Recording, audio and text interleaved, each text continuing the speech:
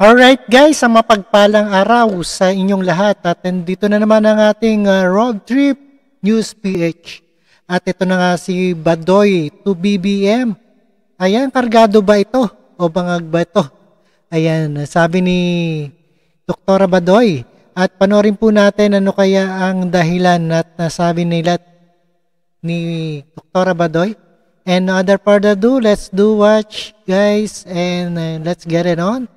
At nagtataka rin po yung ating mga kababayan, bakit daw po uutal-utal? Hindi po ba yan senyales ng pagiging binabanggit po ng ating Pangulo? Unstable ang kanyang mental process. Kasi yun yung isa sa notice na maraming sinabi mo na sa utak ko. Ng mga kababayan, uy, bakit ganito si Ako din, ganun ang naging impression ko. Yung agad-agad kargado ba to? Bangag ba to? Yun talaga yung naisip ko na nakita ko yun eh. Kasi kung hindi ka bakit ang napakahirap mo magsalita ng diretso sa simpleng tanong, di ba? That it really cannot, that's why this is what, I'm sorry, I interrupted you, but this is what it means kasi, yung kahalagahan nung forthcoming ka with after that very, the controversial statement of the former president that the president is a drug addict, di ba? Sinabi niya yun eh. So, what does that mean? No? This is why we keep saying this is so important that you be forthcoming and tell us. Have a test kasi hindi yun mawawala sa utak ng tao. Maybe he's like that, talking like that because siguro bangag siya. Di ba? Para makita yung statement na binanggit ni Ma'am Lorin na ipinasa niya sa akin, ayan na, naka-ready na. Ayan. Oo, ma'am, para makakomment din ang ating mga kababayan. Andyan ba yun? I think. Statement daw na ni BBM ready na. Sige. Habang Alex, if it's okay already, ipasok na po natin na naging payag ni BBM exactly. Nakita ko to through kay Ma'am Lorin kagabi. Sige, pasok po natin. Go, fire! We don't know yet. We haven't made those decisions yet. But I think as of now, the People's Initiative is they're continuing, but that's not. I don't know if that is still one of the options that remains to us. Wow. Did anybody understand what he said? I mean, can you please forward to us and tell us what he really truly meant? Nobody could understand what he was saying. You want to play it again, ma'am? Isa pa. Can you play it one more time para mas makita pa natin ating mga kababayan? Yung mas malinaw-linaw na audio, please. One more. We don't know yet. We haven't made those decisions yet. But I think as of now, the People's Initiative is they're continuing, but that's not. I don't know if that is still one of the options that remains to us. Continuing, but it doesn't know. Continuing, but I don't know if it's an option. Contradicts himself, no? At na slip of the tongue si Salceda, Congressman Salceda from Bicol. Sabi niya, no, the signature campaign is ongoing. It shall be submitted because it is the instruction. Sino nagbigay ng instruction, Congressman Salceda? Please, if you will replay ang statement niya sa press briefing, sabi niya, very glaring. Very glaring. There is an instruction that it shall continue ang signature drive. So, klaro, Salceda is taking instruction ang mga congressman. Saan? Minimum kay Speaker Martin Romualdez yan. And, maximum from the President. Kasi ang lakas ng loob nila, may en banc resolution ng COMELEC na pinapatigil. Hindi na dapat ipagpapatuloy at walang petitioner na lumalantad. Even sa Senado, hindi makita si Atty. Anthony Abad. Booking sa Senado na sila ang may pakana. And yet, makakapal ang magpagmumukha nila na lokohin ang mamamayan at sabihin na there is an instruction that it shall continue. So, one of the... alright, ayan na. If you're a business owner, then animated explainer videos are the best way to capture attention. Give more followers. At patuloy po natin yan.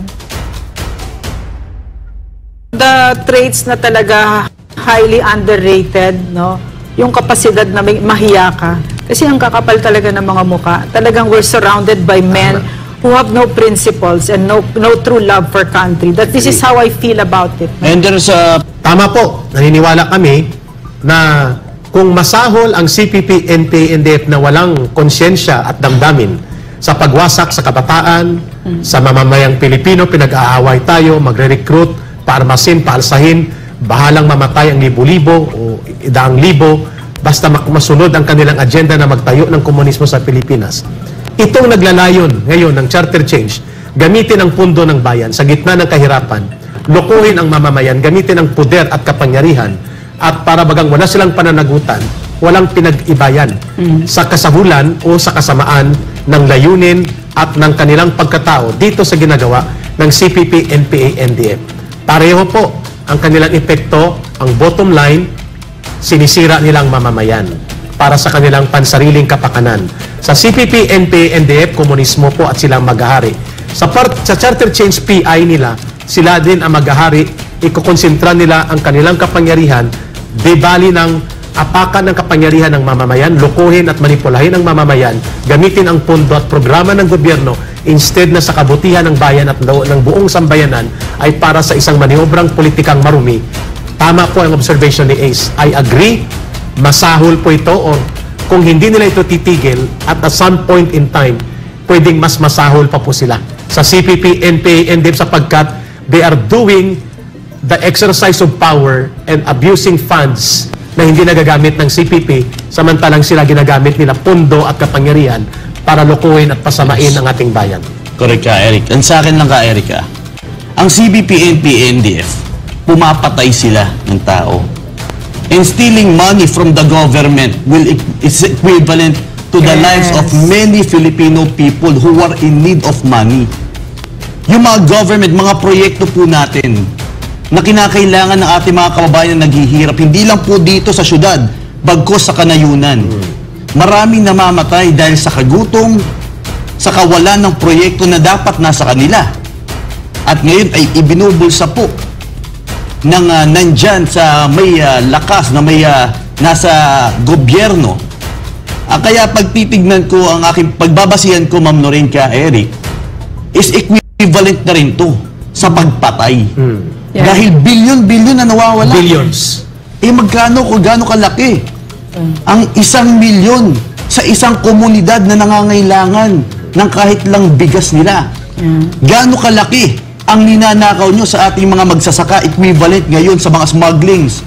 Hindi inire-report to, pero malaki ang nawawala. Maraming nagsasabi dito ka, Eric, dahil mas malaki ang nawala na, I don't know exactly how to say this, na nawala na income ng mga magsasaka dahil sa mga pumapasok sa mga exports na kung saan ang produkto, ang local na produkto ng ating mga farmers ay nalugmok, nakatenga. Ang tawag dyan po ang agricultural trade deficit. Babaguhin yung terms ng presidente at saka House of ng mga representante, bali from 3 years to 6 years or how many years. The president, yung siniserve niya ngayon plus for re-election and then possibly another re-election. Kakaloka. Sabi ni Moore, alam niyo po kung bakit nagugustuhan ng marami ang style ni Duterte kahit di nila maintindihan. May mga vloggers o bloggers nagpapaliwanag like, uy, attorney tricks at iba pa to educate and understand. Kay PBBM wala, kaya Bopols tayo. Kay FPRD maraming nagpapaliwanag. Andyan si Attorney Harry Roque, Sal Panelo. Ang daming tumulong at concern sa mga sinasabi ni FPRD. Kaya tayo tuloy-tuloy ang suporta kay FPRD kasi andyan sila para sa ating pagpapaliwanag. Thank you so much. Nahiya ako bigla. Thank you, ma'am. I don't think I deserve all that. Marami pong mas magagaling sinasas po. Alright, napakinggan po natin dito sa ating ayan kay Badoy to BBM. At maraming salamat at God bless us all. At magdasal na lang po tayo sa ating mahal na Pilipinas. At thank you so much sa inyong lahat and peace out. Thank you guys.